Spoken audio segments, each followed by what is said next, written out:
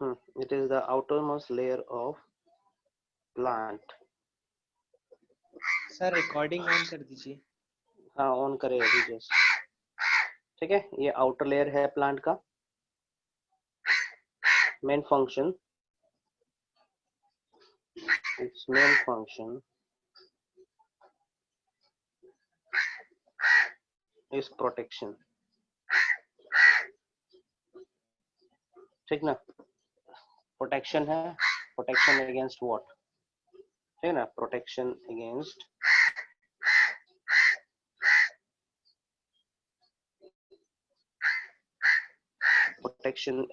Pathogen,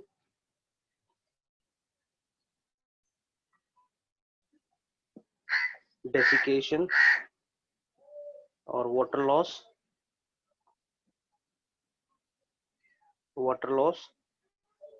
है ना, इन सभी से बचाना होता है पौधे को। मैकेनिकल, हाँ mechanical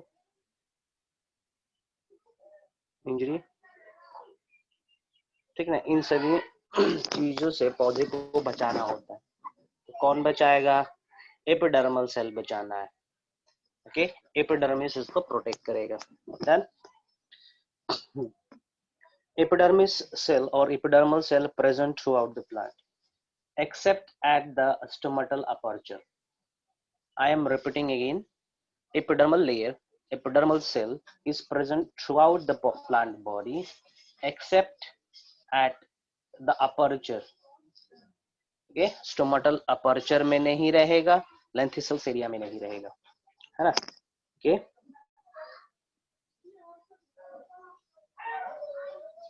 epidermal layer or cell is present on whole plant body.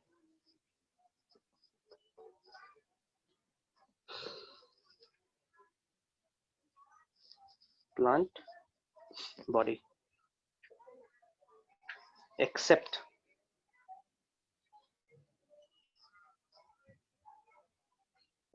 at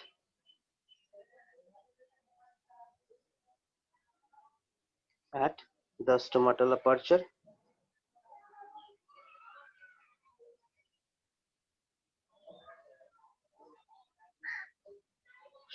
aperture and at the lenticels. Okay,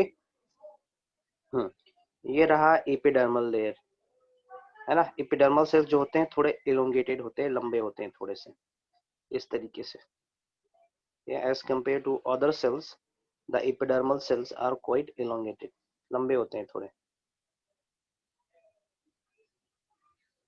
इस तरीके से, है ना। ये हो गया एपिडर्मिस। यहाँ पे प्रेजेंट होगा इस तरीके का सेल्स जिसको हम प्रोनाउंस करते हैं गार्ड सेल्स, है ना। This is guard cell, this is epidermis,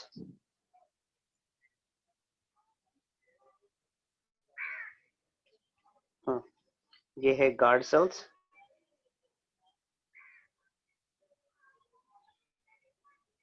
है ना। ये हो गया guard cell,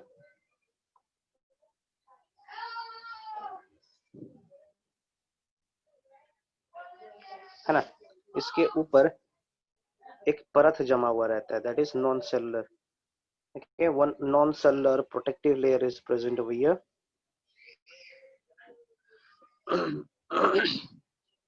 Non-cellular protective layer is present over here, जिसको हम लोग कहते हैं cuticle. Okay, non cellular component है ये। The main role of cuticle is to prevent transpiration, ठीक ना, वाटर लॉस को होने नहीं देता है। okay. तो जहां पे गार्ड सेल है इस रीजन में एपिडर्मिस एब्सेंट है ना। Epidermis is absent over here, है ना। यहाँ पे एपिडर्मिस एब्सेंट है। जैसे कि मैंने कहा था, epidermis is not present through out the plant body.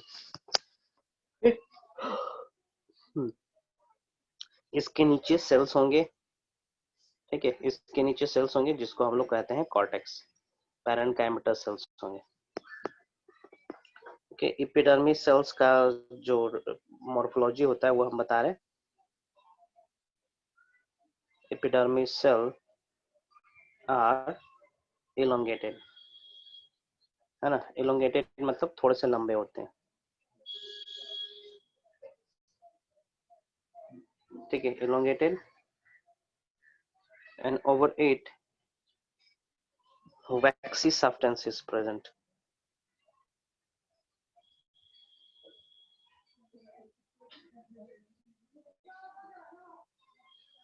ठीक है। this waxy layer is called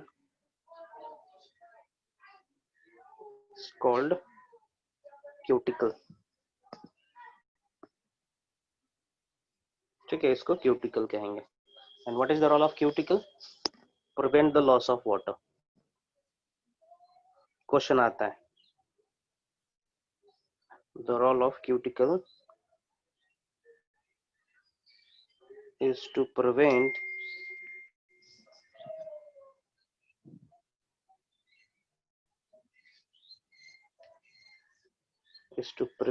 the loss of water।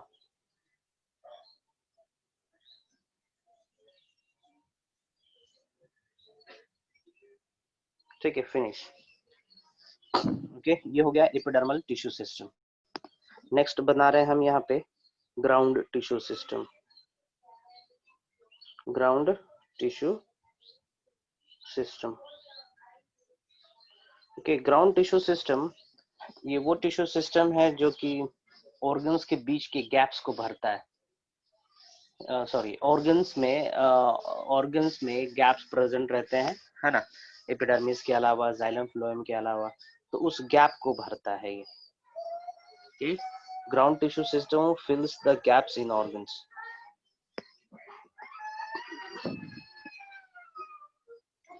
It is mainly meant for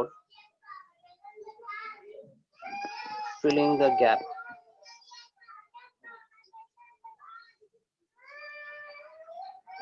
in the organ, है ना। So here I'm making the ground tissue, okay। Let me name it the tissues which comes under ground tissue system, ठीक ना। The cell layers under ground tissue, सबका diagram बनाएंगे हम यहाँ पे। R,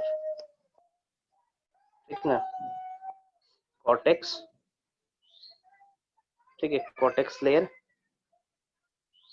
ठीक है, कॉर्टेक्स लेयर है। Then endodermis, then pericycle, then pith, ठीक है। Next, okay, these all are included in the ground tissue system। last tissue system मैं deal कर रहा हूँ, that is vascular tissue system, ठीक ना। vascular tissue system includes xylem and phloem, ठीक ना, it includes only xylem and phloem, it includes xylem and phloem, okay. सिर्फ xylem और फ्लोएम एग्जिस्ट करेंगे इनके अंदर, और कुछ नहीं, okay. now let me draw the diagram for the tissue system, ठीक है। consider a tree, ठीक ना, एक पौधा कंसिडर करेंगे, ट्री कंसिडर करेंगे, और यहाँ से हम इसको काट दिए, ठीक ना। यहाँ से हमने इसको कट करा, ठीक है। कट करने के बाद ये जो वुड आया, इस लेयर को हम मॉडिफाई करके यहाँ पे जूम करके देखने वाले हैं, ठीक ना। तो यहाँ पे हम डिस्कस करेंगे ट्रांसवर्स सेक्शन ऑफ स्टेम, ठीक है, ट्रांसवर्स सेक्शन ऑफ स्टेम, ठीक है। ट्रांसवर्स सेक्शन ऑफ स्टेम देखने वाले हैं हम लोग, ग्रीन स्टेम, ठीक है। सो सबसे बाहरी लेयर जो दिखेगा आपको, ओके, सबसे बाहरी लेयर जो दिखेगा, जो एलोंगेटेड सेल से बना हुआ रहेगा, है ना, ये कॉम्प्लेक्स हो जाएगा, ठीक ना। बाहर एक लेयर रहेगा, दैट इज एपिडर्मिस, ठीक है। After epidermis lies another layer, cortex, ठीक है। कॉर्टेक्स 2-3 लेयर का होता है। After this lies another layer, that is endodermis, ठीक है। एंडोडर्मिस के अंदर रहेगा एक दूसरा लेयर जिसको हम लोग कहेंगे pericycle. After pericycle lies the phloem, phloem, then lies xylem, then lies the pith, बीच में लेयर हो सकता है, दैट इज पिथ, ठीक है। अब हम क्या कर रहे हैं, इस छोटे से सेक्शन को थोड़ा इनलार्ज कर रहे हैं हम, है ना, इस छोटे से सेक्शन को इनलार्ज कर रहे हैं, है ना। तो सबसे पहला लेयर था आपका एपिडर्मिस, गार्ड सेल्स बना देते हैं यहाँ पे,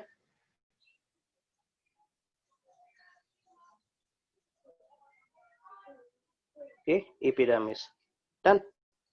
After epidermis lies the another layer, that is hypodermis,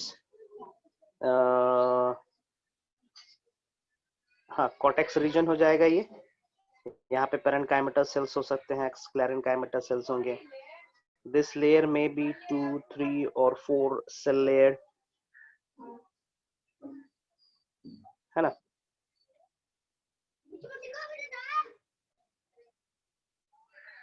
okay, ये बन गया आपका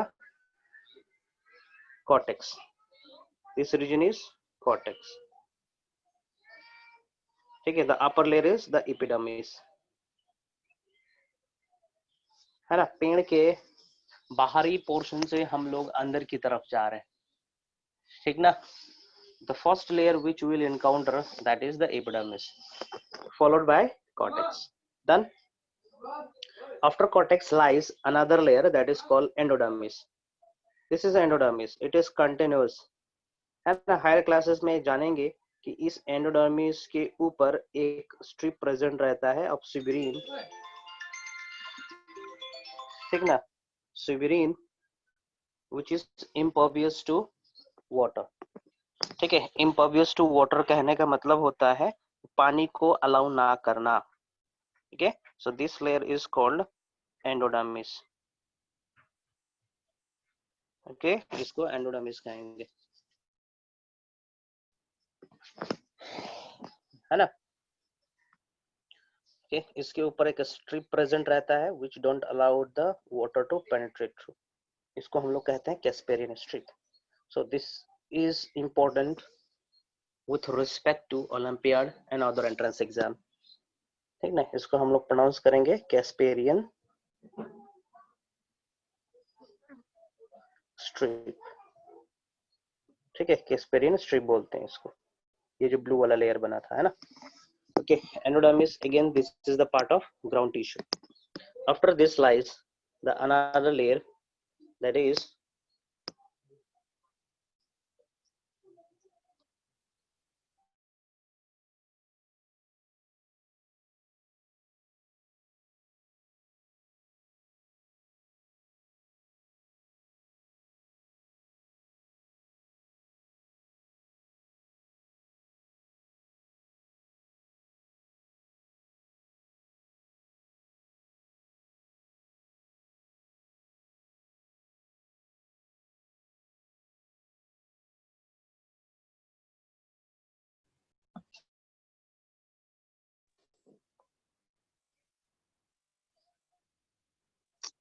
दी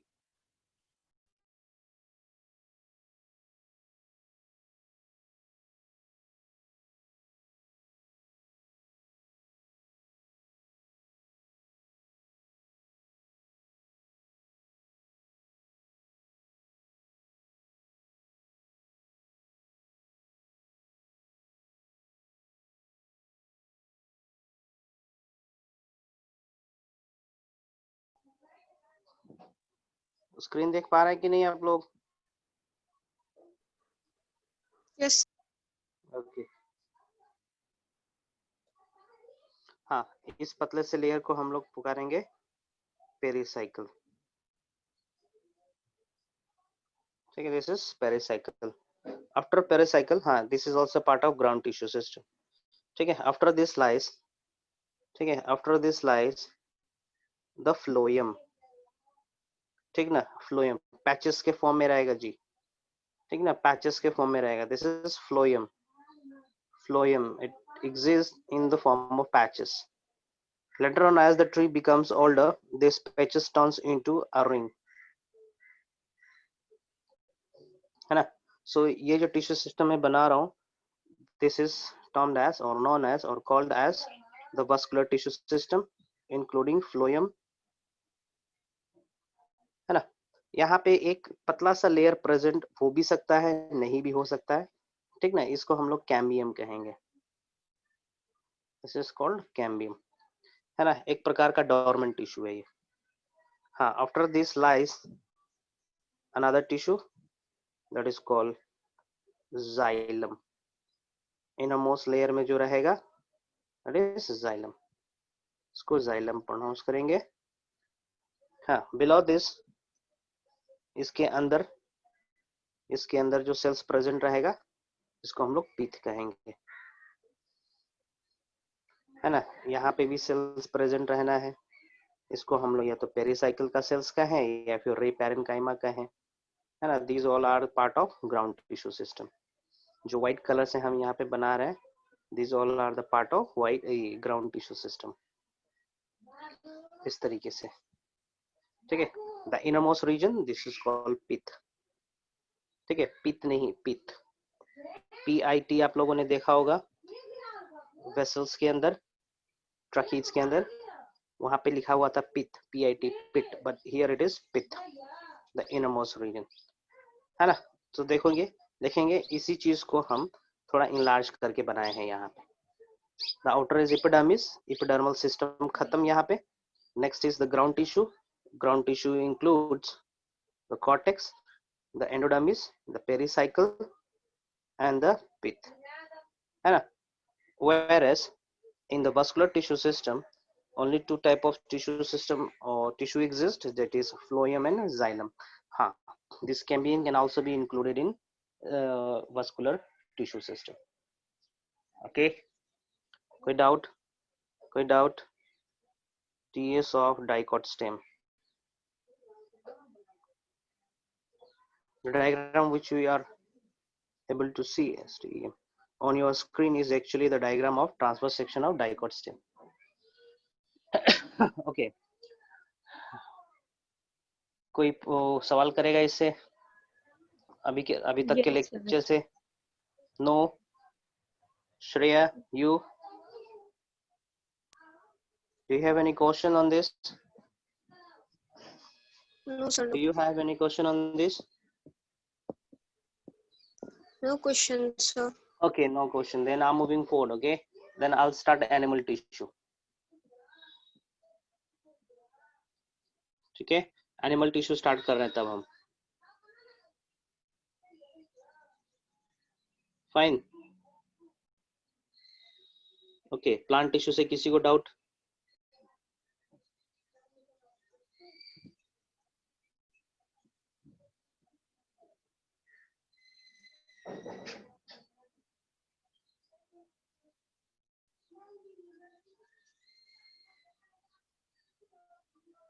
ओके, एक बार क्वेश्चन देख लेंगे तब। बुकलेट से कोई क्वेश्चन पूछना चाहता है तो पूछ सकता है। बुकलेट हम अभी आपको दिखा रहे हैं।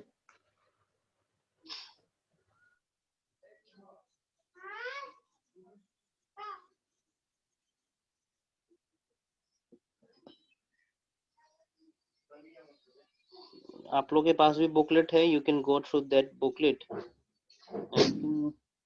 and raise question from that also.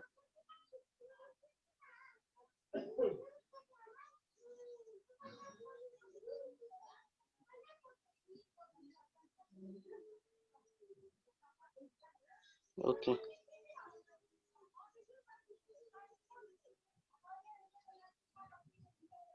ये हमने कर लिया है।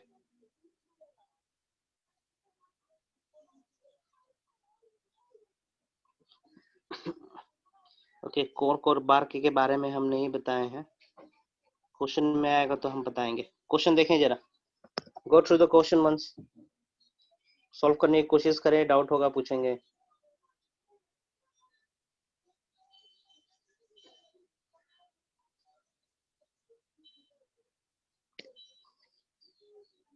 किसी को डाउट नहीं है, then I will move sir forward.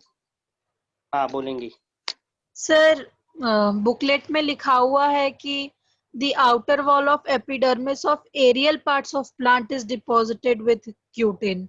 So cutin हाँ, is present only in aerial parts of the plant and not overall okay, the yes, plant. Only on aerial part. Okay, सिर्फ एरियल पार्ट में ही रहेगा cutin, अंदर की ओर नहीं रहेगा। ठीक है, सिर्फ एरियल पोर्शन में रहेगा, जो हम देख पा रहे हैं, जो एयर टच कर रहा है उसको, उसी पोर्शन में रहना है। ठीक है, और देखें जरा क्वेश्चन। एरियल पार्ट समझ में आया? एरियल कहने का मतलब क्या है? Yes, वो sir. पोर्शन, हाँ वो पोर्शन जो हम देख पा रहे हैं, ठीक ना, एयर के कांटेक्ट में, उसी को बोल रहे हैं। सर हाँ बोलेंगे। सर अभी जो डायग्राम वो transfer section of dicot stem का जो था सर, उसमें वैस्कुलर कैम्बियम और कॉर कैम्बियम कहाँ पर रहेगा? ठीक है, बताते हैं, आपको जानना है हम बताएंगे, अभी बता दे रहे हैं। ठीक है, वास्कुलर कैम्बियम और कॉर के कैम्बियम कहाँ है। ठीक है, एक डायग्राम में अभी अभी मैंने दिखाया था ये चीज, यहाँ पे देखेंगे जरा, इस चीज को देखेंगे, इस चीज को देखेंगे, ये वाला चीज जो मैंने ब्लू कलर से बना रखा है, दिखा? ब्लू कलर के लाइंस दिख रहे हैं? Yes, sir.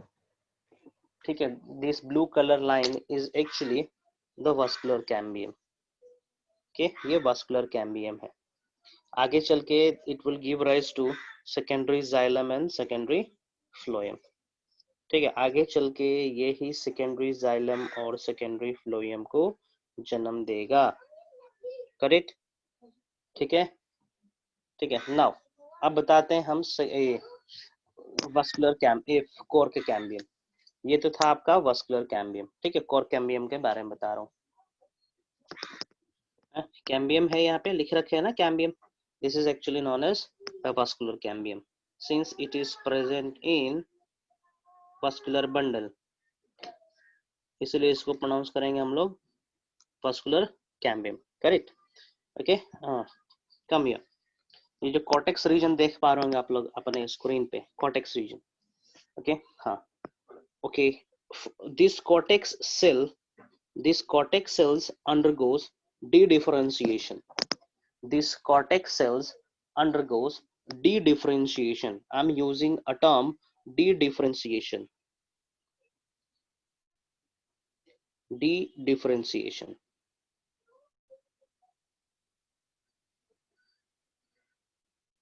है ना, इसके अंदर एक प्रोसेस हुआ दैट इज कॉल्ड dedifferentiation ना। सो ये कॉर्टेक्स वाला cell now it will act as meristematic tissue, है ना। ये मेरिस्टेमेटिक टिश्यू का तरह एक्ट करना शुरू कर देगा और यहाँ पे एक लेयर तैयार हो जाएगा मेरिस्टेमेटिक का, जिसको हम लोग कहेंगे cork cambium. Now this layer is pronounced as this layer. इसके अंदर जो सेल्स है जिसके अंदर डिफरेंशिएशन हो रखा है, डिफरेंशिएशन प्रोसेस जिसके अंदर हो रखा है, इसको हम लोग कहेंगे अब कोर्क कैम्बियम। ठीक है, कोर्क कैम्बियम, और it is also known as phellogen, PHELLOGEN, phellogen कहेंगे इसको, है ना। और this cork cambium start depositing new cells on both the side. Both the side कहने का मतलब it will deposit new cells upward also, downward also, है ना, बाहर की ओर भी और नीचे की ओर भी।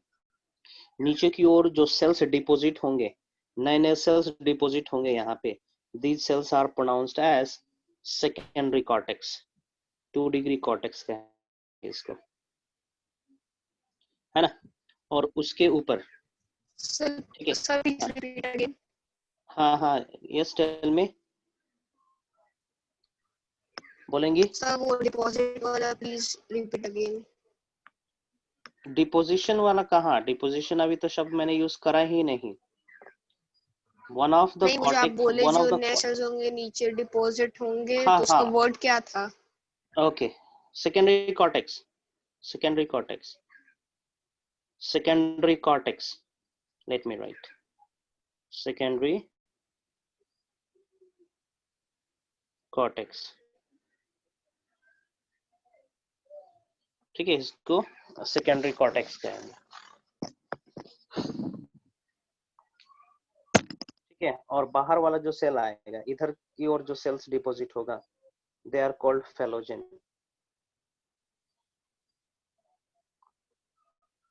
Phellem, sorry, phellem, PHELLEM, that is pronounced as phellum, नीचे वाला फेलोजेन, और इसको हम लोग कहते हैं फेलोडर्म या फिर सेकेंडरी कॉर्टेक्स, ठीक है। ठीक है, चलो इसको हम एक बार और बना देते हैं।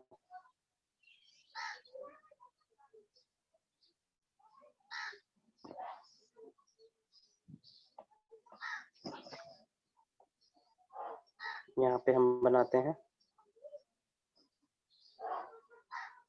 फॉर एग्जाम्पल ये रहा cortex, okay, these are the layer of cortex, है ना, ये कॉर्टेक्स है, ठीक है, कॉर्टेक्स है ये, one of the layer in cortical region undergoes D differentiation,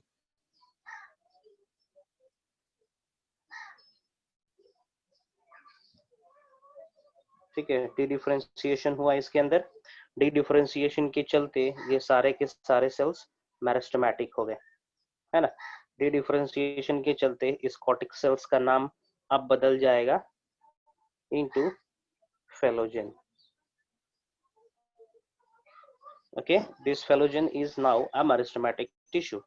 This phelogen starts dividing and depositing the cells on upper portion as well as on the lower portion, है ना। तो अंदर की तरफ अब जो सेल्स का डिपोजिशन हो रहा है उसको हम लोग कहेंगे सेकेंडरी कॉर्टेक्स और फेलोडर्म, और फेलोडर्म,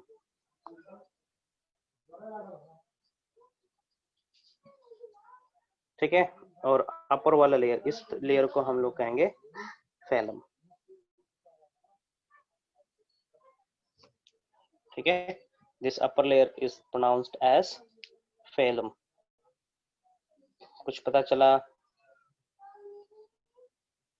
कुछ पता चला?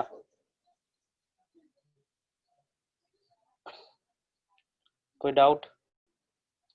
ओके, और ये कैम्बियम वाला जो रीजन देख रहे हो आप लोग, फेलोजेन जो देख रहे हो, है ना, इसी को हम लोग कहते हैं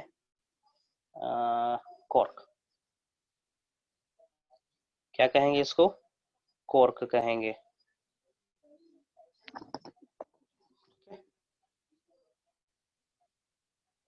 तो इस पूरे रीजन को हम लोग कॉर्क प्रोनाउंस कर सकते हैं। This entire region can be called as cork, है ना। एक्चुअली में कॉर्क को सॉरी फेलम को भी कॉर्क कहा जाता है, but cork includes this secondary cortex, phellogen and phellem, है ना। Cork is formed by the activity of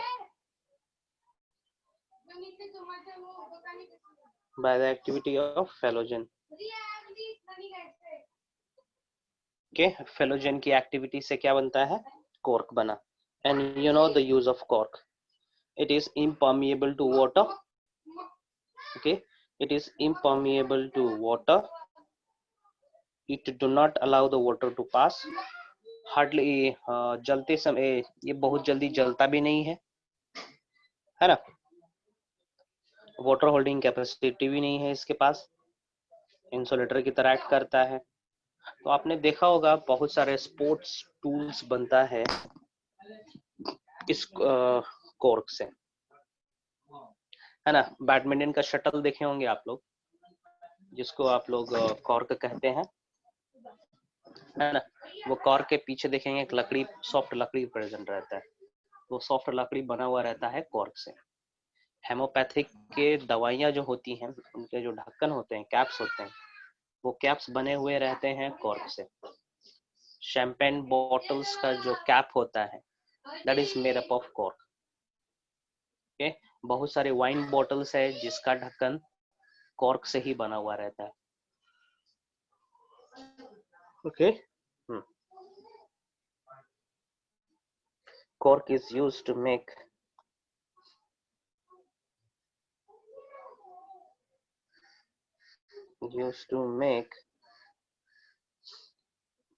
bottle cap, sports goods, है ना, एक्सेट्रा। ठीक है, ये हो गया cork. Now I'm using a term bark. ठीक है, bark किसको कहते हैं, ठीक है, ये भी इम्पोर्टेंट है। The question arises from here too कि जो टिश्यूज इसके बाहर प्रेजेंट होंगे, देखेंगे the tissues which are present from here, ठीक ना, यहाँ से लेके यहाँ तक जितने भी टिश्यूज प्रेजेंट है, this togetherly considered as bark. और इसके अंदर वाले टिश्यूज को हम लोग कहते हैं वुड, लकड़ी, वुड, ठीक है, लकड़ी कहेंगे। और इसके ऊपर वाला जो पोर्शन है, इसको हम लोग कहेंगे बार्क, और इसको लकड़ी कहते हैं। जो फर्नीचर्स हम बनाते हैं, that is actually the xylem portion.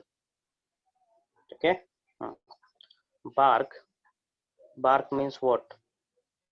The tissues which is present, the tissues which is present outside the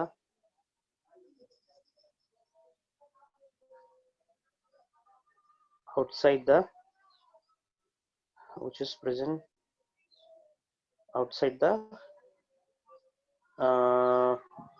vascular cambium.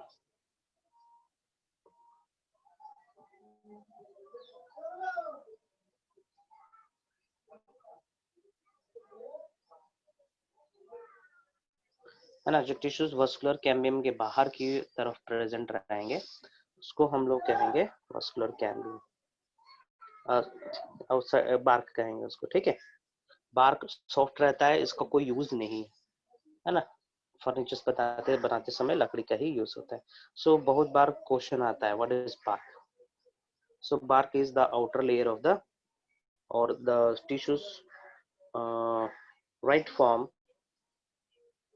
vascular cambium is considered as togetherly considered as bark. जैसे कि मैंने बोला था, आप दातुन कभी देखे होंगे माउथ ब्रश करने के लिए, देखते होंगे दातुन के ऊपर का एक लेयर निकाला जाता है, ठीक है, निकल जाता है वो, तो निकल जाता है, वो पतला सा लेयर रहता है, that is actually the bark. Fine, so this is all about the animal plant tissue. Now I'm gonna discuss animal tissue.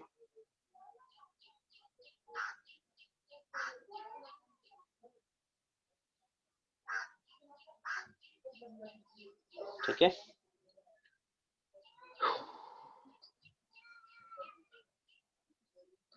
किसी को कुछ पूछना है इस टिश्यू पोर्शन से? Anybody? Otherwise I will move towards the animal part.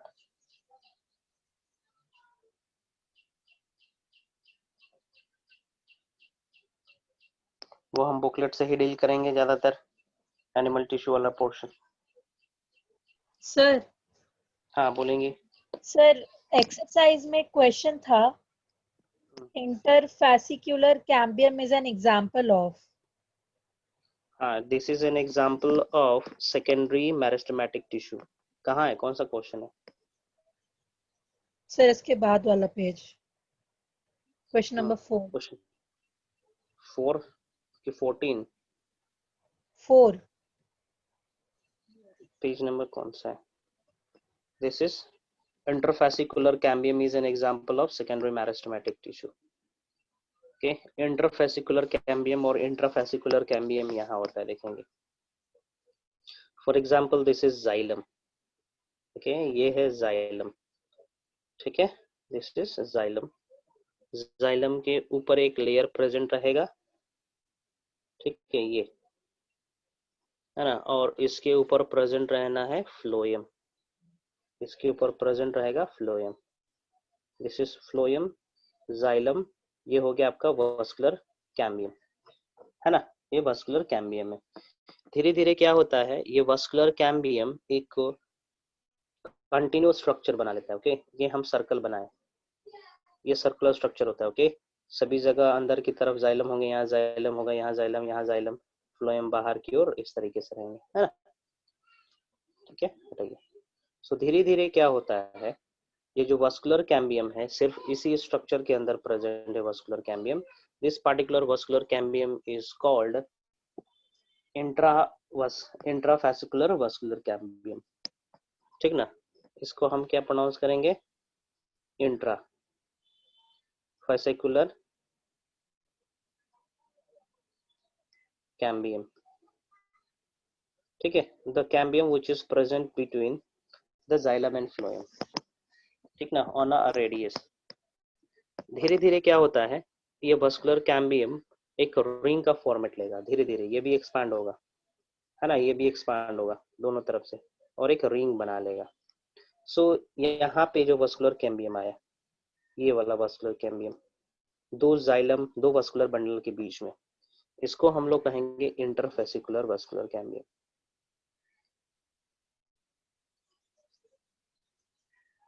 This is pronounced as interfascicular vascular cambium और simply cambium कहिए।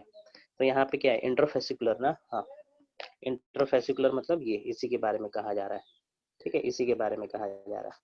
सो interfascicular cambium is a secondary meristematic tissue, ठीक ना, जो आगे चल के सेकेंडरी जाइलम और सेकेंडरी फ्लोएम बनाना। हाँ जी, चलो और क्वेश्चन पूछो, देखिए और भी देखे बुकलेट में क्वेश्चन देखें।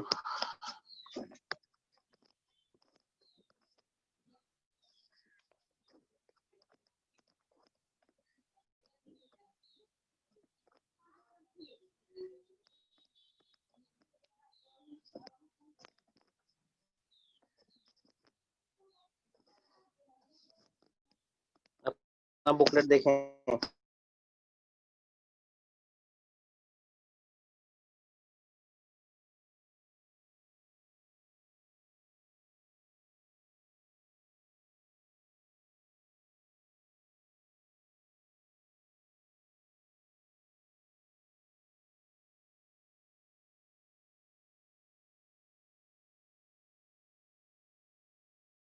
सर एक दूसरा क्वेश्चन पूछ सकता है?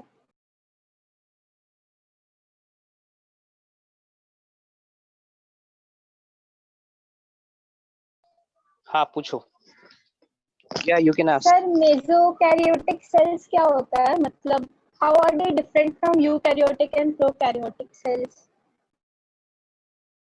कौन सा सेल? Sir mesokaryotic sales.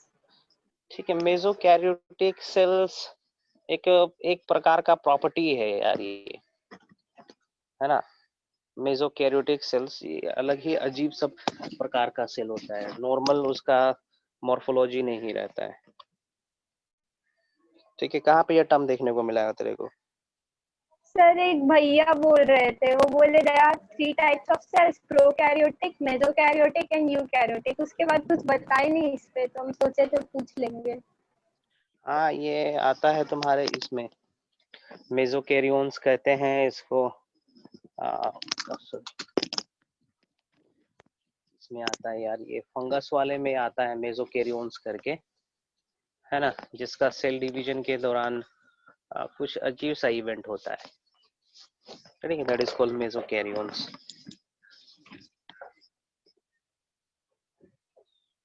और कुछ? सर मेसोकैरियोटिक सेल्स में हिस्टोन प्रोटीन पर रैप्ड होगा डीएनए। क्या क्या? सर मतलब ये जो सेल्स होता है मेसोकैरियोटिक सेल्स, इसमें हिस्टोन प्रोटीन पर रैप्ड होगा डीएनए। आप बोल सकते हैं, ज्यादातर इसका प्रॉपर्टी होगा तुम्हारा यूकैरियोट्स की तरह, है ना। It is intermediate, it is a junction between what prokaryotic cell and eukaryotic cell. So mesokaryotic cells के बारे में I also don't know much, ठीक ना। तो एग्जैक्ट हम नहीं बता सकते कि उसमें हिस्टोन प्रोटीन होता है कि नहीं होता है, ठीक ना। एज पर माय नॉलेज कि प्रोकैरियोट्स में हिस्टोन प्रोटीन्स नहीं रहते हैं, है ना, बाकी सभी में रहता है, ये स्टेटमेंट है। तो होना चाहिए मेसोकैरियोट्स में भी हिस्टोन प्रोटीन्स होने चाहिए, पॉजिटिव अमीनो एसिड्स वाला प्रोटीन होना चाहिए, है ना। Detail structure, detail study about mesokaryon I don't know ना, I don't know even the most important properties of mesokaryon. Simply I know कि इसका जो न्यूक्लियस का डिवीजन है वो कुछ अजीब तरीके से होता है ना। न्यूक्लियर मेम्ब्रेन डिसअपीयर नहीं होगा, है ना, क्रोमोसोम कंडेंस रहते हैं, ओके। ये दो तीन प्रॉपर्टी है that I know, as well as ये भी बोल सकते हैं it is the junction between prokaryotic cells and eukaryotic cells. But biological classification के दौरान I didn't encounter such kind of cells, है ना। होगा, रिसर्च में होगा, है ना, कुछ स्पष्ट नहीं है इसीलिए आपको सिलेबस में नहीं पढ़ते भी नहीं। Next. Sir placental biopsy.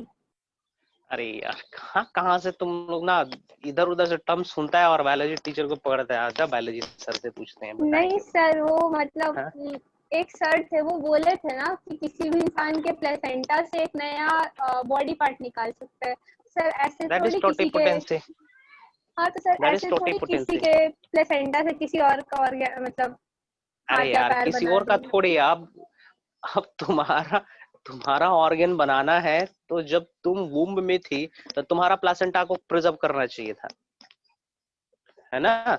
Okay, यदि तुम्हारा किडनी बनाना है अभी, if you want to synthesize Himangi's kidney, it is not possible because already you have taken birth, है ना। होता क्या है ये चीज, स्टेम सेल टेक्नोलॉजी कहते हैं इसको। Okay, when the baby is there in the womb at the time of birth, okay, some of the placental tissue, umbilical cord tissue are preserved, है ना। embryonic tissues को preserve किया जाता है because that embryonic tissue has the tendency to give rise to body organ, है ना। organs को जन्म दे सकता है वो, तो इसीलिए preserve करते हैं कि भविष्य में शायद इस इंडिविजुअल का कोई ऑर्गन फेल हो जाएगा तो उस पर्टिकुलर टिश्यू का इस्तेमाल करके हम लोग ऑर्गन को सिंथेसाइज कर सकते हैं लेबोरेटरी में। ओके, नाउ प्लेसेंटल बायोप्सी कहने का मतलब प्लेसेंटा को हम चॉप आउट करेंगे, थोड़ा सा टिश्यूज लेंगे के बाहर निकालेंगे और उसको स्टडी करेंगे। बायोप्सी कहने का मतलब क्या होता है, स्टडी ऑफ टिश्यूज, ठीक है। काट के उसको हम ऑब्जर्व करेंगे, स्टेन करेंगे, स्टडी करेंगे, है ना, दैट इज बायोप्सी। और प्लेसेंटा को निकालेंगे। सो प्लेसेंटा निकाल पाएंगे when the mother is pregnant, when the mother is carrying baby. तो जानना क्या था तुमको इसमें हिमांगी? यही सर, ऐसे कैसे किसी के प्लेसेंटा से, किसी का प्लेसेंटा, एक्स के प्लेसेंटा से वाई और जेड का ऑर्गन नहीं सिंथेसाइज कर सकते, ठीक ना। जैसे मैंने एग्जांपल दिया तुम्हारा रेफरेंस लेके। हाँ, if you want to. Sir एक लास्ट चीज सर, ठीक, सर गो अहेड, बच गई। ऑटोप्सी और पोस्टमार्टम में क्या डिफरेंस होता है? किसमें? ऑटोप्सी और पोस्टमार्टम। पोस्टमार्टम तो सुनाई दे रहा है अच्छे से, और कौन सा? ऑटोप्सी। हाँ सर, वही ऑटोप्सी। ठीक है, ऑटोप्सी कहने का मतलब होता है बॉडी का एनालाइज करना। पोस्टमार्टम कहने का मतलब मर जाने के बाद ऑटोप्सी करना, ठीक है ना। मर जाने के बाद ऑर्गन्स को काट पीट के देखना अनयूजुअल चीजें है कि नहीं है इसमें, है ना। ऑटोप्सी का मतलब ही है ऑर्गन्स को एनालाइज करना, है ना, ऑर्गन्स को स्टडी करना, वो नॉर्मल है या सर एक बार फिर से एबनॉर्मल रिपीट है, कर दैट इज सकते ऑटोप्सी। हैं? ठीक है, ऑटोप्सी का मतलब होगा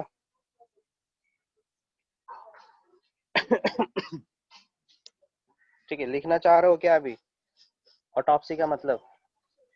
सर मेरे को सुनाई नहीं दे रहा था उस समय। ओके, ऑटोप्सी मींस हम किसी भी इंडिविजुअल का, ठीक है, किसी भी इंडिविजुअल का ऑर्गन्स को स्टडी करते हैं, ठीक ना। पोस्टमार्टम कहने का मतलब मर जाने के बाद हम ऑटोप्सी करते हैं। ऑटोप्सी का मतलब ही होता है एग्जामिनेशन, ठीक ना।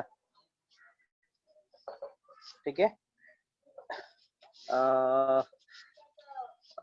ऑर्गन्स में एबनॉर्मलिटीज क्या हुआ वो सब चेक करने की कोशिश करते हैं ऑटोप्सी में, ठीक है। लेकिन ज्यादातर हम लोग टर्म यूज करते हैं डेथ बॉडी के लिए, है ना। डेथ बॉडी का ऑटोप्सी किया जा रहा है, डेथ बॉडी का पोस्टमार्टम किया जा रहा है। सो आप समझ सकते हो ऑटोप्सी और पोस्टमार्टम सिमिलर है, ठीक ना। ऑर्गन्स को एनालाइज करेंगे, पूरा शरीर को एनालाइज करेंगे कि भैया इसकी मौत जो हुई है वो कैसे हुई यस है ना।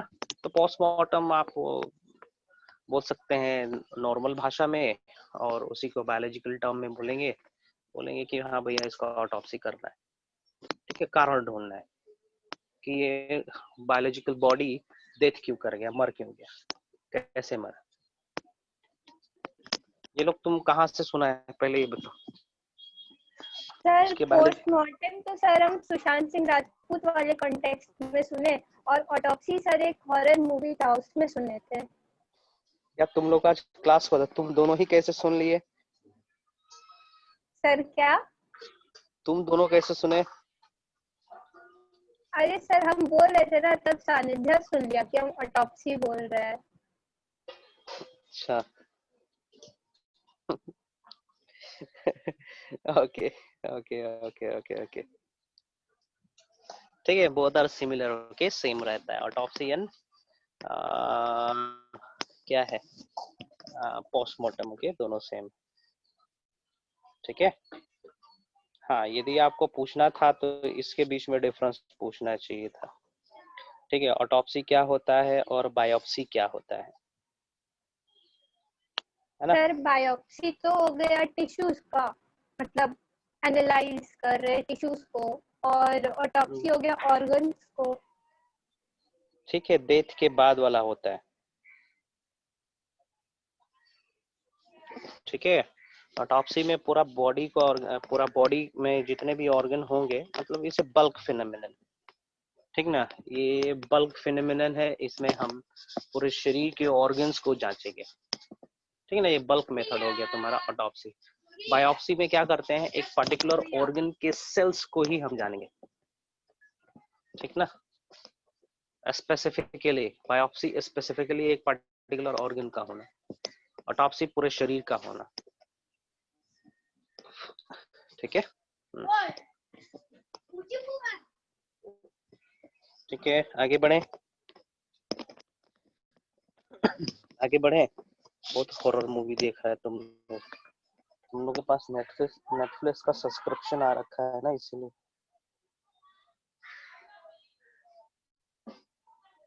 Shall I move forward? Shall I move to animal tissue? Yes sir. Okay. Yes, sir.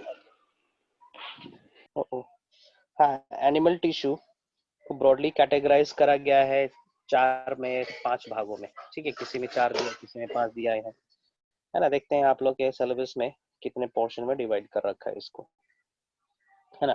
It includes epidermal cell और प्रोटेक्टिव सेल, है ना। उसके बाद आता है आपका सॉरी, ठीक है, connective tissue, muscular tissue and nervous tissue, ठीक है। देखेंगे आपके स्क्रीन पे दिख रहा होगा। एनिमल टिश्यू को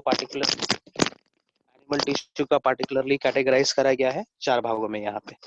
epithelial tissue, connective tissue, muscular tissue and nervous tissue, okay. इतने सारे पोर्शन में कैटेगराइज करा गया इसको। अगेन, एपिडर्मल टिश्यू कहने का मतलब होगा वो टिश्यूज, ध्यान से सुनेंगे। Am I audible to everybody? Ishan Yes, sir. Okay. हाँ, लिसन केयरफुली। एपिडर्मिस कहने का मतलब होगा यहाँ पे इन केस ऑफ एनिमल्स वो लेयर जो ऑर्गन्स के बाहर प्रेजेंट होंगे और ऑर्गन्स की कैविटीज में प्रेजेंट होंगे।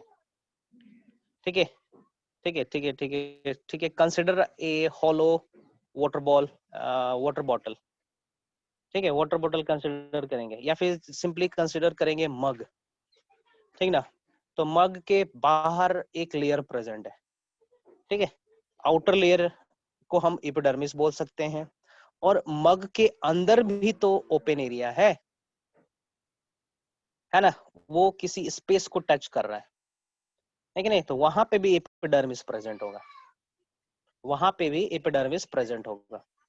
समझ पाए कि नहीं, समझ पाए कि नहीं? The occurrence of epidermis in case of animal, Himangi, you got or not? Yes, sir. Okay, for example you have a intestine, small intestine, है ना, तो स्मॉल इंटेस्टाइन के बाहर तो होना ही होना है एपिडर्मिस और अंदर भी तो हॉलो है, तो अंदर वाले पोर्शन में भी एपिडर्मिस होना है कि नहीं? Come on respond. Yes, sir. Okay, ठीक है, ये रहा एपिडर्मिस। सो बोल सकते हैं epidermis it is present outside और it is present at that place where the organ is exposed to some space, है ना, वहां पे प्रेजेंट रहेगा एपिडर्मिस। चलिए एक एग्जांपल दे रहे हैं, क्वेश्चन दे रहे हैं, वहां पे बताएंगे एपिडर्मिस होगा कि नहीं होगा। कंसीडर करेंगे एक सॉलिड बॉल, एक सॉलिड बॉल कंसीडर करेंगे, solid ball, solid spherical ball consider करेंगे, तो वहां पे एपिडर्मिस कहाँ प्रेजेंट होगा? Can you tell? एक सर सॉलिड उसके स्फेरिकल ऊपरी बॉल सतह है, पर। वाह, उसके ऊपरी सतह पे, वेरी गुड। और कहीं पे, और कहीं पे प्रेजेंट होना है? सर स्फेरिकल है तो अंदर हॉलो थोड़ी होगा, तो ऊपर ही होना चाहिए sir. I have given the condition that is solid spherical ball. Okay, ठीक है, fine. It is present only on outer layer. Okay, outer सतह पे रहेगा, ठीक है। Now another question. Tennis ball consider करेंगे which is hollow form inside. तो वहां पे एपिडर्मल सेल्स और एपिडर्मिस लेयर कहाँ कहाँ एग्जिस्ट करेगा? सर दोनों जगह। कहाँ कहाँ? सर ऊपरी सतह और उसके अंदरी सतह पर भी। ठीक है, कंसिडर ए होलो सिलेंडर, कहाँ कहाँ रहेगा? Hollow cylinder which is open from both the ends.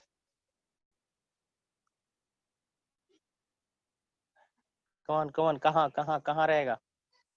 Sir ऊपर के लेयर पे भी और अंदर में भी, मतलब Okay, now समझ जाइए सर, artery. ऊपर बाहर। Okay, now artery के केस में, आर्टरी के केस में अनदर कैंडिडेट, तुम नहीं बताओगे, दूसरा कैंडिडेट बताएगा। आर्टरीज के केस में कहाँ कहाँ होगा एपिडर्मिस? आर्टरीज के केस में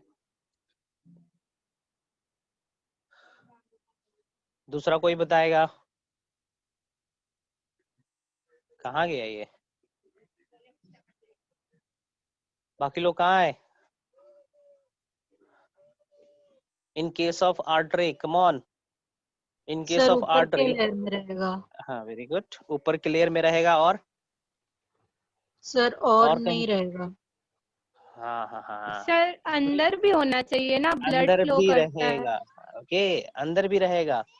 okay, blood capillary, blood vessels की जिक्र करें हमने, आर्टरीज की जिक्र करें, arteries which carries oxygenated blood, है ना, तो that is equivalent to a pipe ना, होलो सिलेंडर की तरह ही तो एक्ट कर रहा है ना वो।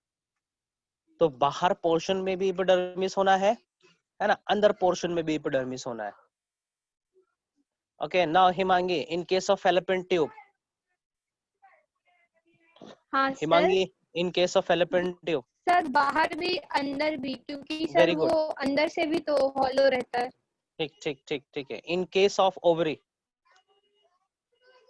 इन case of ovary, human ovary, sir सिर्फ बाहर। वेरी गुड, ठीक है, और बाकी लोगों को समझ में नहीं आ रहा है, ठीक है। इन case of oesophagus, in case of oesophagus epidermis कहाँ होगा? अंदर बाहर दोनों। इन case of stomach, in case of stomach?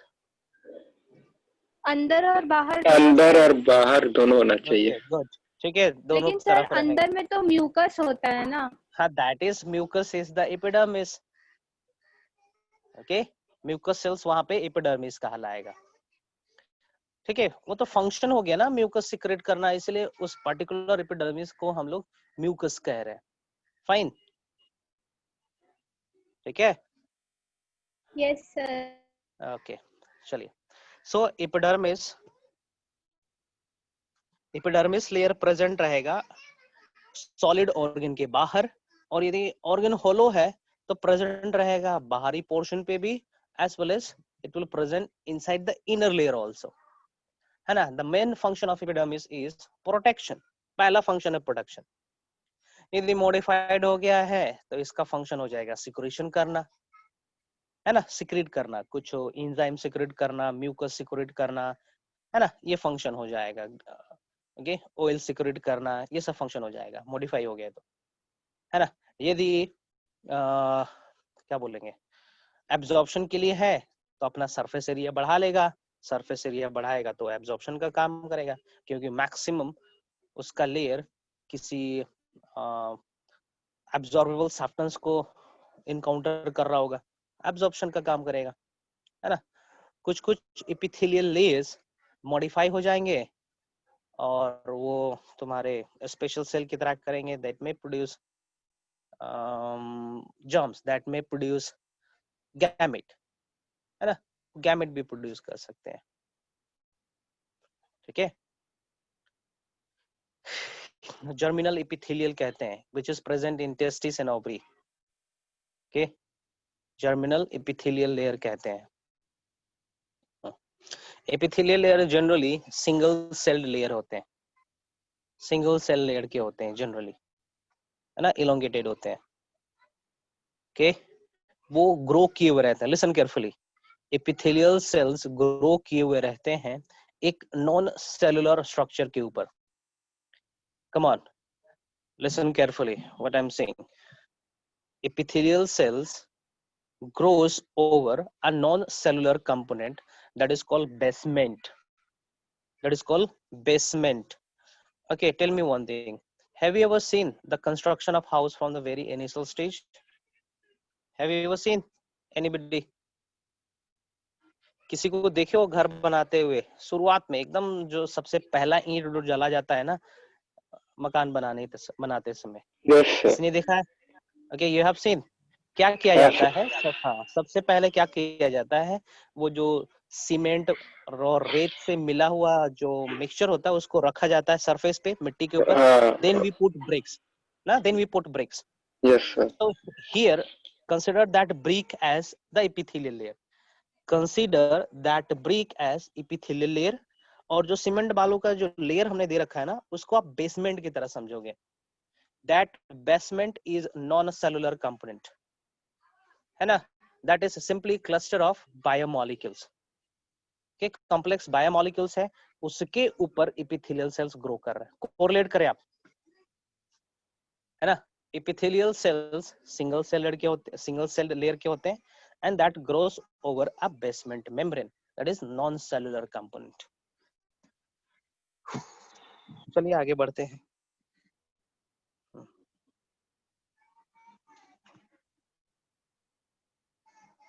कहाँ गया बुकलेट? सर बेसमेंट क्यों बनाया जाता है? बेसमेंट इसलिए बनाया जाता है क्योंकि epidermal cell wear and tear को एनकाउंटर करता है ना, तो बेसमेंट मेम्ब्रेन उसको एक प्रकार से रॉ मटेरियल प्रोवाइड करता है कि भैया फिर से डिवाइड करके रिप्लेस हो जाए ना, वो न्यूट्रिशन सप्लाई करता है एक तरीके से, है ना। और बोल सकते हैं, मान के चलो एपिडर्मल सेल डैमेज हो रहा है तो, या फिर शॉक इनकाउंटर कर रहा है तो वो शॉक दूसरे सेल तक ना पहुंचे, बेसमेंट मेम्ब्रेन तक ही रह जाए, है ना। इसलिए so many reasons are there, nutrition provide करे, अच्छे से ग्रो कर पाए, है ना, दूसरे सेल इंजर ना हो, इसलिए एक लेयर वहां पे दे दिया गया है बेसमेंट मेम्ब्रेन का, है ना, इस तरीके से।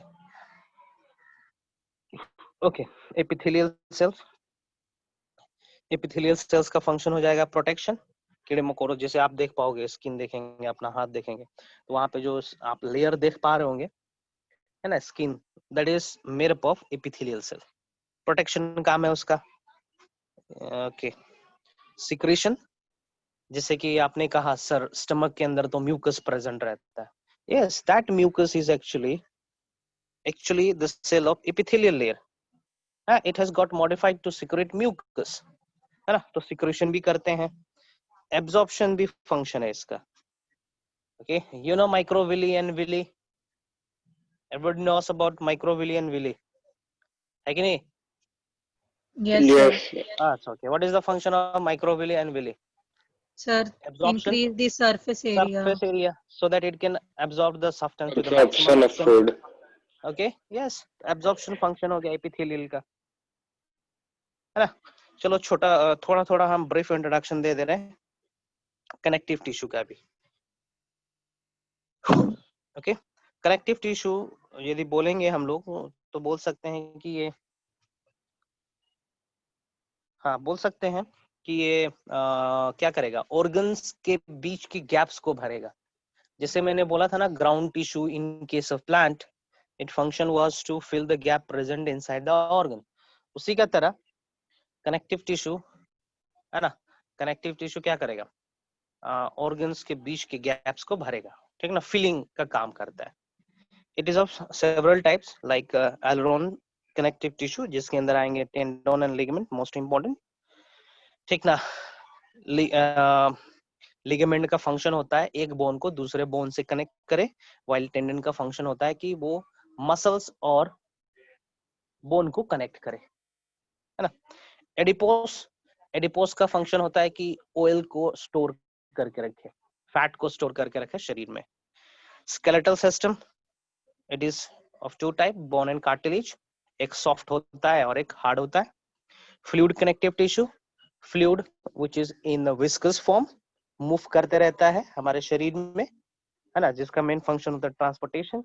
This fluid connective tissue includes blood and lymph. Blood, it is red in color, while lymph, it is in white color or colorless. Muscular tissue, muscular tissue का main function होता है movement करवाना, movement करवाना। Lymph और blood serum same चीज है क्या? Serum बताएंगे क्या होता है, सीरम इज डिफरेंट, ठीक है, सीरम इज डिफरेंट, वो ब्लड के अंदर ही आएगा, ठीक है। सीरम बोलते हैं या फिर प्लाज्मा बोलते हैं, ब्लड के अंदर आएगा वो। That is white, that is pale in color, ठीक है ना, थोड़ा सा लाइट येलोविश कलर का सब्सटेंस प्रेजेंट रहता है तुम्हारा ब्लड के अंदर, उसको सीरम प्रोनाउंस कर सकते हैं हम लोग, है ना। Lymph is different, lymph serum से लेना देना कुछ नहीं है, ठीक है। मस्कुलर टिश्यू का मेन फंक्शन होता है ये प्रोवाइड करना, मूवमेंट प्रोवाइड करना, कंटिन्यूअस मूवमेंट प्रोवाइड करना।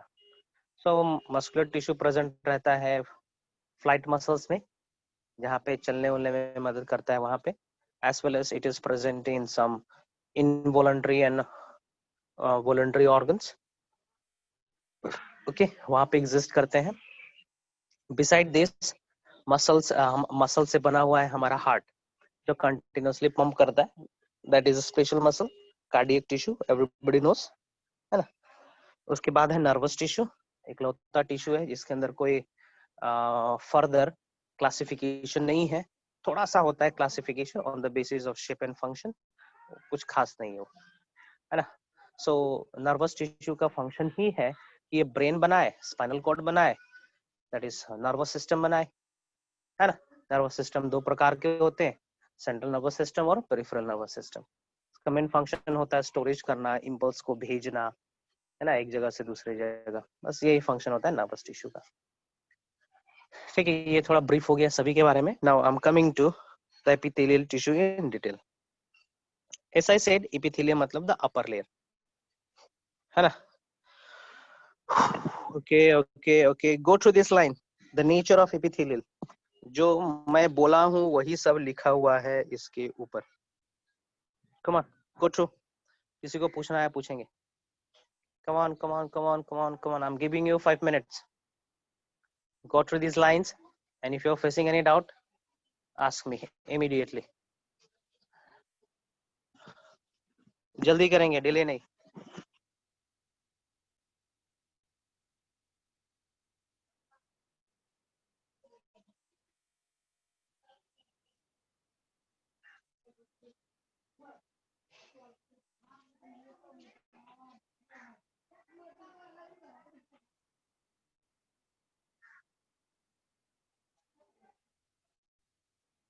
आप लोग के लिए होमवर्क रहेगा कि एनिमल टिश्यू का जितना भी क्वेश्चन है एक्सरसाइज में उसको सॉल्व करेंगे.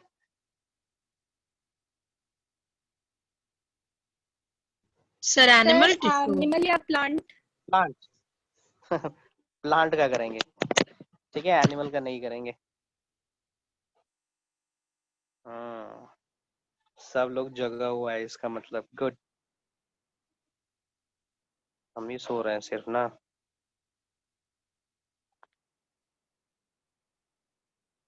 Which date is today? Sir 12 For 12th of August. 2020। ये कौन सा लेक्चर था? बायोलॉजी का तीसरा ना? Yes sir. Of this chapter.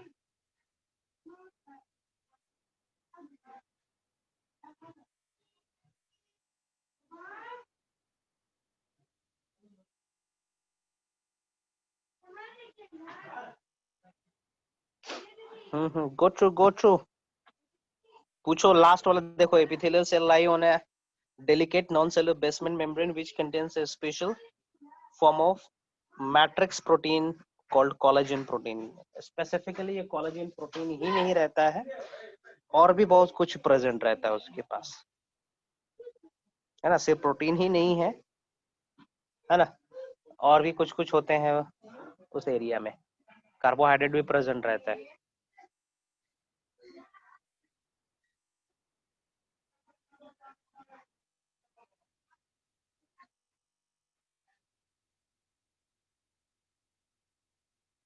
Sir एक क्वेश्चन है, जैसे हम लोग को बचपन से ही पढ़ाया गया आर्टरी में सर ऑक्सीजनेटेड ब्लड रहता है और वेन्स में होता है डीऑक्सीजनेटेड ब्लड, लेकिन सर कैपिलरीज में क्या होता है? कैपिलरीज में क्या होगा? What is the role of capillary? वही तो नहीं पता है. What is the role of capillary? Capillary का फंक्शन होता है, ठीक है, कैपिलरी का फंक्शन होता है ब्लड को डिलीवर करे, मींस न्यूट्रिएंट को डिलीवर करे और वेस्ट को रिसीव करे. Capillary is actually that tube which has the tendency to release and accept fluid, accept materials. ठीक ना. Arteries and veins cannot exchange the materials. Only capillaries has the tendency to exchange material. Did you got this point? Himangi? Yes sir. ठीक ना. सी, आपके motor से, आपके घर में motor लगा होगा ना, है ना. उस मोटर में एक बड़ा सा पाइप लगा हुआ रहता है. उस पाइप का फंक्शन ही होता है कि पानी को ले जाकर टंकी में रखा है ना. उस पाइप से हम डायरेक्ट अपने किचन में सप्लाई नहीं करते हैं, है ना, टंकी में डिलीवर होता है. ठीक है. टैंक से एक मोटा सा पाइप आएगा आपके घरों में, ठीक ना. किचन में एक पतला सा पाइप आएगा, मोटा सा पाइप नहीं आता है, ठीक ना. वो पतले से पाइप से ही वाटर का डिलीवरी होगा आपके किचन में भी, वॉशरूम में भी, है ना, बेसिन में भी. ठीक है. एग्जैक्टली उसी तरीके से आर्टरीज और वेन्स बड़े बड़े होते हैं, है ना. आर्टरीज और वेन्स बड़े बड़े होते हैं, that do not actually exchange the materials, है ना. उनका जो लेयर होता है, थिकनेस जो होता है लेयर, वो बहुत मोटा होता है. उस उतने मोटे से ऑक्सीजन पास नहीं हो पाएगा, CO2 पास नहीं हो पाएगा, ग्लूकोज पास नहीं हो पाता है. While capillary is single celled layer, है ना, सिंगल सेल लेयर का होता है. इसीलिए उस सिंगल सेल लेयर से ऑक्सीजन, CO2, ग्लूकोज और भी बायोमोलिक्यूल्स, हार्मोन्स एक्सेट्रा एक्सेट्रा चीजें आसानी से डिफ्यूज और ऑस्मोट कर पाते हैं. है ना। तो इन केस ऑफ कैपिलरी के केस में दोनों इक्वल अमाउंट में प्रेजेंट रहेंगे, ऑक्सीजन भी और कार्बन डाइऑक्साइड भी, है ना। क्योंकि 50% कैपिलरीज का काम होता है ऑक्सीजनेटेड ब्लड को डिलीवर करवाना, और 50% कैपिलरीज क्या करते रहेंगे at the same time CO2 को रिसीव कर रहे होंगे, है ना। तो at a time you can say capillary will hold both CO2 as well as O2. Correct? Yes, sir. Thank you, sir. Any other question beside this? Any other question beside this?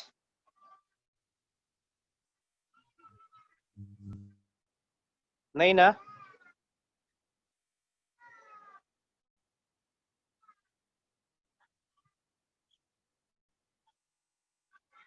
What is homework for today?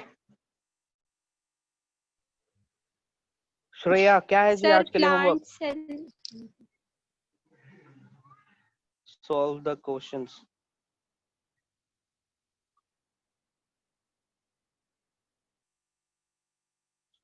Booklet, ठीक है, booklet का पूरा exercise solve करेंगे। चलो एक बार फिर से हम रिपीट कर दे रहे हैं, function of epithelial cell or the nature of epithelial.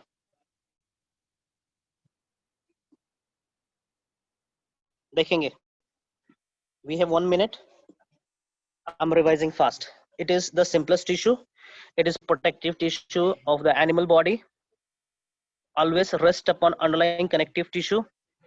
ठीक है, underlying connective tissue वही है, basement ही है ना। epithelium cells are closely packed and each other so that there is little intercellular space present. ठीक है ना, बहुत ही closed placed होते हैं। जैसे हम लोग टाइल्स प्लेस्ड करते हैं ना अपने फ्लोर पे, घरों के फ्लोर पे टाइल्स प्लेस्ड करते हैं क्लोजली, उसी तरीके से फ्लैट शेप में अरेंज रहता है epidermis. Due to the absence of less or intercellular spaces, blood vessel, lymph vessel, and capillaries are unable to pierce the tissue, so blood circulation is absent in epithelium. ठीक है, इसका मतलब समझा रहा हूँ।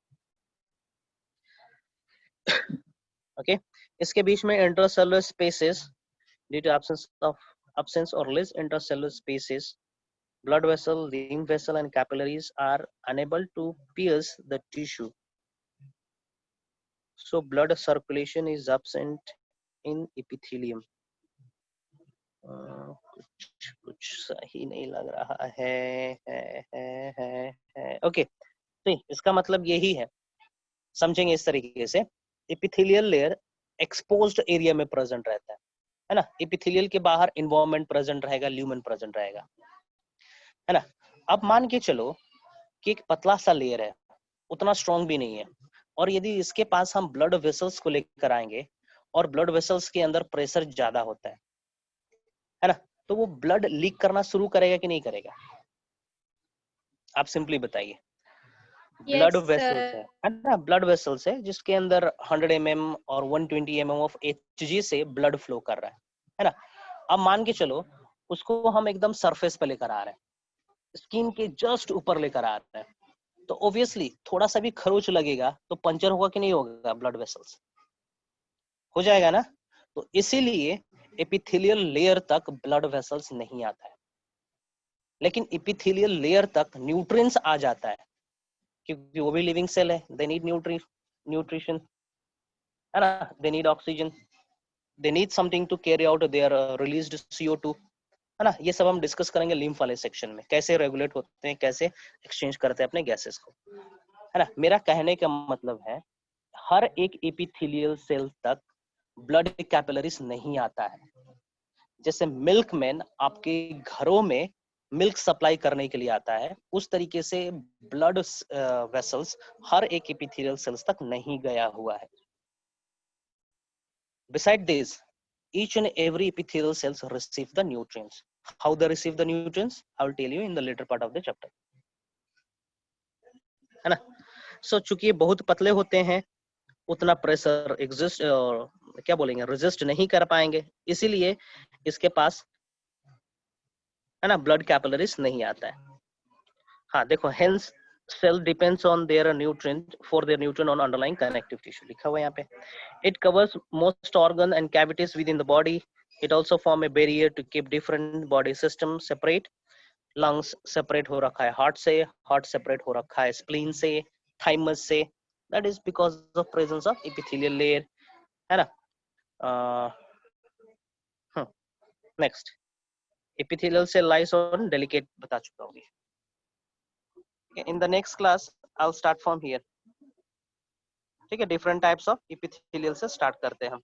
Okay, today I'm signing off. The last point on this heading: the skin and lining of buccal cavity, blood vessel, alveoli, kidney, tubules made up of epithelial cell. Epithelial tissue may be composed into single layer, जैसे मैंने बताया. ठीक है, या फिर एक से ज्यादा लेयर भी बन सकते हैं. That is called stratified.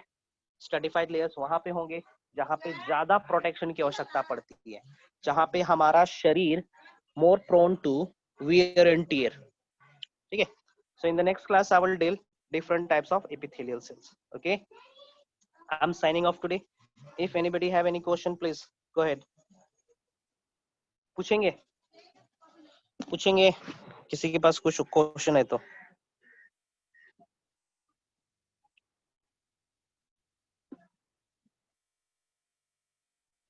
Shreya